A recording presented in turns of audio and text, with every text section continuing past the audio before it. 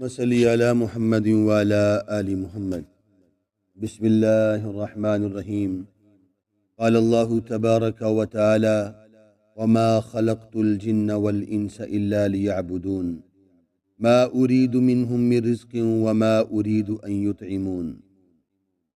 اللہ تعالیٰ نے فرمایا کہ میں نے جنوں اور انسانوں کو صرف اپنی عبادت کے لیے پیدا کیا، اور میں ان سے کوئی رزق نہیں چاہتا اور نہ یہ چاہتا ہوں کہ وہ مجھے کھلائیں۔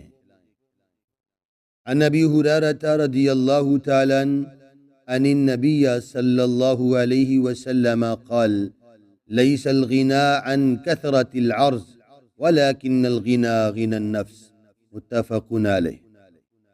حضرت ابو ہریرہ رضی اللہ تعالیٰ عنہ سے روایت ہے، فرماتے ہیں کہ نبی کریم صلی اللہ علیہ وسلم نے فرمایا، مالداری ساز و سامان کی کثرت کا نام نہیں، بلکہ اصل مالداری نفس کی مالداری ہے۔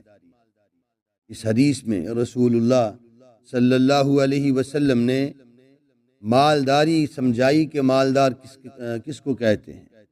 ہمارے نزدیک مالدار وہ ہے جس کے پاس مال و دولت ہو، عیش و عشرت ہو، ہم اس کو مالدار سمجھتے ہیں۔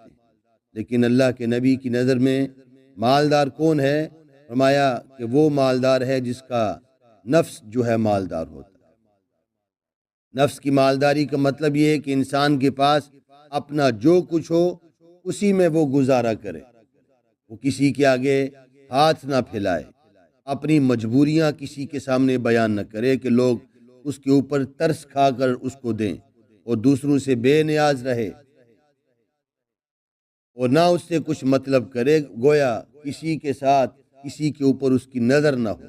اس میں گویا اس امر کی ترغیب ہے کہ اللہ کی تقسیم پر انسان راضی رہے۔